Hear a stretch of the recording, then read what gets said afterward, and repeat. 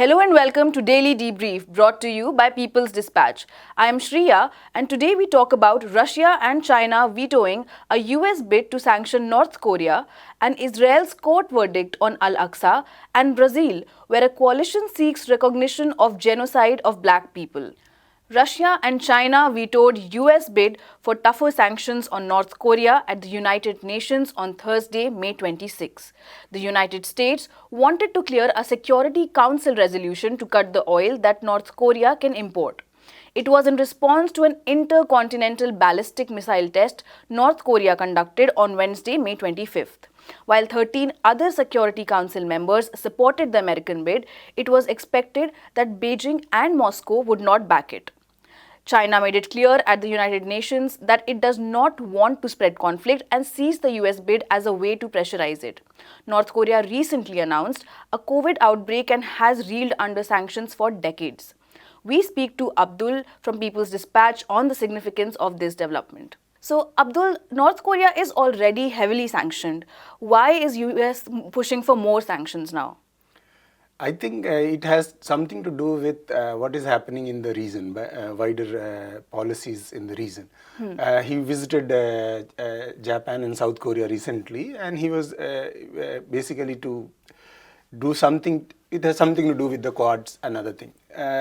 We know that North Korea did a test recently, and it has been doing it for quite long, at least since Biden came to power. So it seems that Biden administration think that sanctions are the only way to kind of restrict North Korea's actions. We know that the sanctions have been imposed on North Korea since 2006 onwards, and those sanctions have basically crippled North Korean economy in many ways. It has affected the people's life in a significant way, and still there has been no effect on the government's policy about rest and all. So, but somehow the Biden administration thinks that this is the only way possible. So I think we can see it in the way as we see how US has approached the Ukrainian war, how US has approached other conflicts throughout the world, whether it is Iran, whether it is Yemen, whether it is Venezuela. So sanctions seems to be the preferred policy options of the Democrats in US, and that explains it. Also, Abdul, there has been a surge in these tests. What do you think is the reason behind this surge, and what is the larger strategy of Kim Jong-un behind these tests? Well, I think see, during the Trump administration, there was an attempt to kind of negotiate with North Korea. So there were two summits. Those summits did not yield any major achievement, of course, but there was some kind of movement, and it was an alternative and better approach than sanctions. Ever since Biden has come to power, though he has said that he is ready to talk, but he has also categorically underlined then the talks does not mean that there will be any kind of give and take. If you if you invite a country for a talk and you are already saying that there will be no major concessions as far as sanction and other things are concerned, of course it is going to be futile. So if I am governing a country, in this case Kim Jong-un, he will be thinking and seeing how US behaves with other countries which do not have enough military power. And can see what happened to Libya, what happened to Syria, what happened to Iraq and other countries.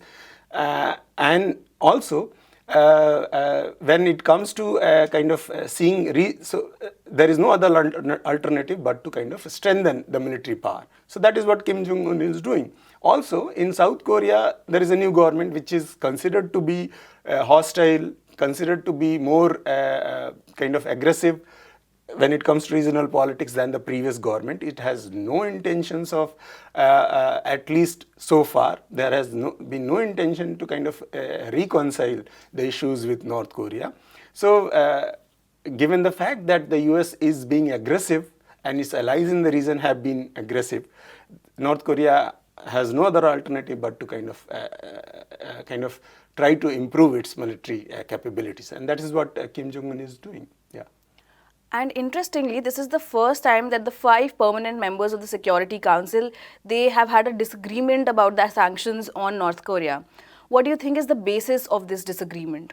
Uh, in the news reports, what we see, it is basically the basic disagreement is humanitarian.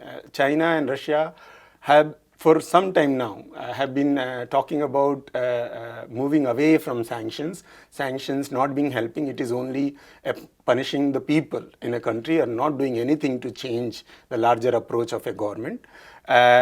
North Korea, as we discussed, is already heavily sanctioned, as we have talked about it, and this set of sanctions which US proposed unilaterally talks about further cutting the oil imports, cutting, freezing foreign assets which deal with the North Korean workers working throughout the globe, and other such sanctions which will further complicate the life of the North Koreans.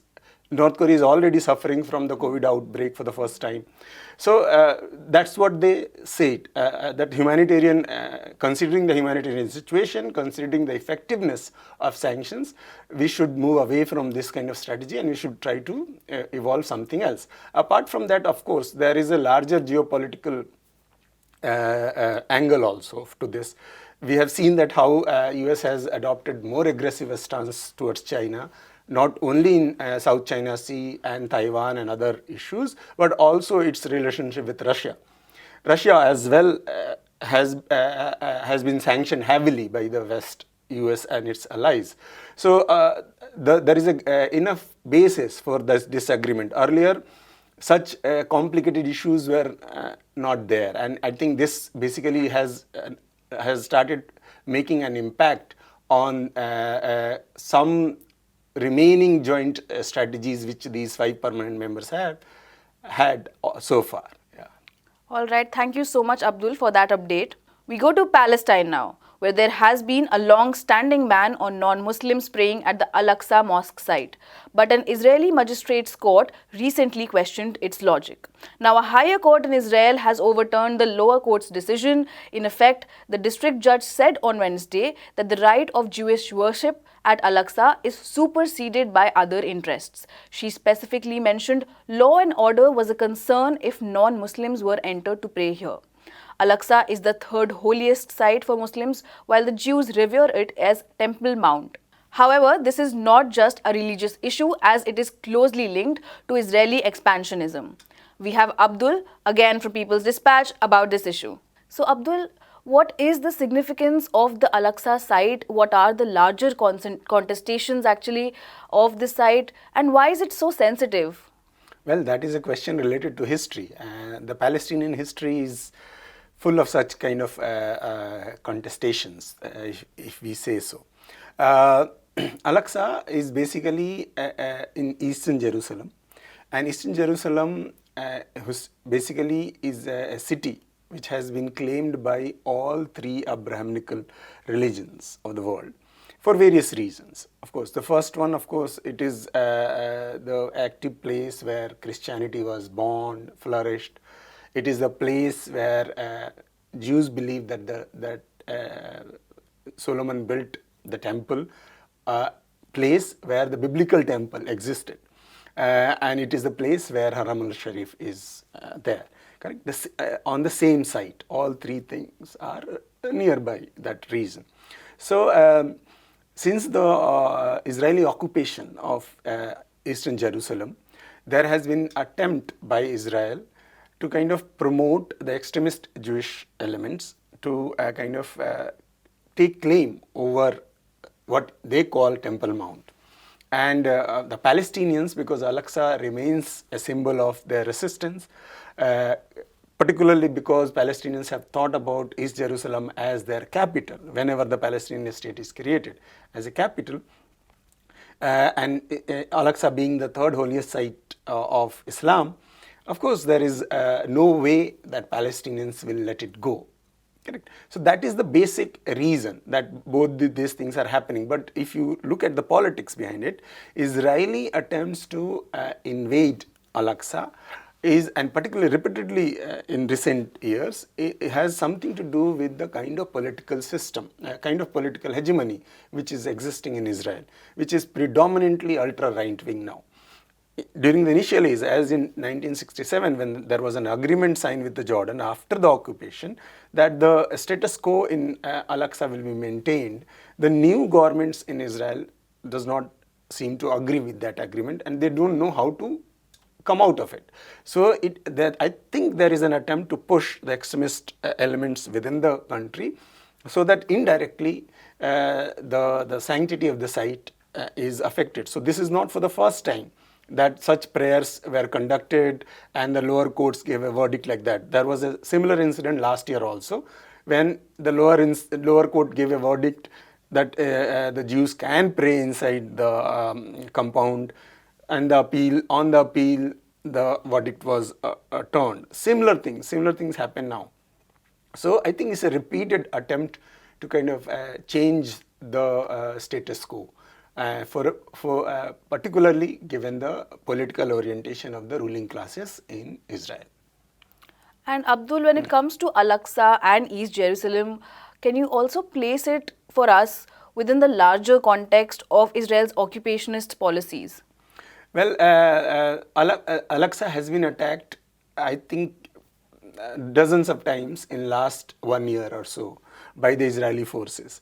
Each time there has been a huge resistance, which has led to injuries and fatalities near the compound. Apart from the compound itself, Eastern Jerusalem has been targeted by Israeli forces in various ways. For example, the Palestinians living as refugees in Eastern Jerusalem have been forced to flee, forced to leave their homes in Sheikh Jarrah, in other localities. Palestinians' movement within the city have been restricted. They were not allowed to gather near the Damascus Gate, which led to a rise of resistance, emergence of the latest wave of movement. Then Israel has also kind of attempted to change the boundary of Eastern Old City in one way or another, expanding the city's premises so that the overall population, the demographic composition of the city changes, and overwhelming Jewish majority is established. So what is happening is occupied Eastern Jerusalem is basically, it symbolizes what is happening in the rest of the occupied territories in West Bank or in Gaza. Particularly in West Bank, we have seen how Masafer Etta, thousands of people are on the verge of being expelled from their homes. Settlers expanding their settlements illegally with the support of the Israeli military. More and more Palestinian land is converted into firing zones, environmental reserves, agricultural fields, newer settlements, security walls, and all these things, checkpoints. So I think what is happening in Al-Aqsa is basically is nothing unique. It is a part of the larger Israeli attempts to grab as much land, Palestinian land, as possible, and change the overall configuration of the occupied territories. It is also an attempt, I think, to demolish the Palestinian claim of an independent statehood, the two-state solution, primarily because Naftali Bennett government at this moment has been opposed to a two-state solution ideologically. Brazil's Black Coalition for Rights on Thursday, May 26, approached the Supreme Court to demand recognition of the genocide of black people in the country. They have sought to end institutional racism in Brazil. The grouping of over 200 anti-racism outfits also seeks reparations for victims of racism. We have Zoe with us for more information. Thank you, Zoe, so much for joining us. So, of course, a very damning report which chronicles a lot of, lots of violence. But the important news from Brazil right now coming also about the brutal killing of a 38-year-old man, a 38-year-old black man who was asphyxiated. Apparently, police officers held him inside a trunk, and there's been a lot of protests and anger over that. So could you maybe first talk about this before we go to the report? Yeah, of course. There's been, in Brazil, movements say that there's a genocide against Black people. The police exert in disproportionate and really criminal amount of violence against Black people in the country. As we'll talk about in the report, in 2020, over 6,416 people were killed in Brazil by the police, and about 80% of those victims were Black. And so with this latest death, which for a lot of people is evoking, similar type of death that's suffered by George Floyd in the United States just 2 years ago on May 25th, he was asphyxiated by police. He was shoved into a trunk where a gas grenade was released inside of the vehicle. This truly horrific, it was caught on film, has been circulating on social media. And in response, people have rightly taken to the streets, are angry, are horrified at the treatment, and just another sort of symbolic, one of these symbolic deaths, which, shows this overall pattern and really policy, a systemic policy of violence against Black people in the country, as movements call it, a genocide of Black people in the country. And it's awful, and it's really mobilized people just due to the brutality of it. He's, as you mentioned, he is mentally ill, suffers from schizophrenia. And this is just showing this inhumane policy against Black people in Brazil.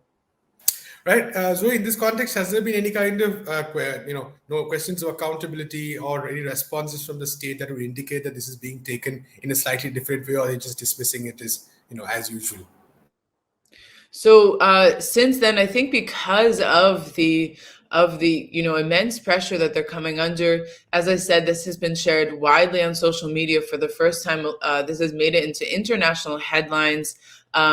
It is in The Guardian, it's in Washington Post. And so I think that in this situation, they haven't made a large statement since, but I think that the Brazilian state is having to respond. So far, the forensic medicine said that he died of asphyxia, but hasn't given any more details. I think they will have to respond. And this is happening in a moment where movements are putting even more pressure and really raising the issue in an important way, because, as I said, it is such a systemic problem in the country, and there really is no accountability.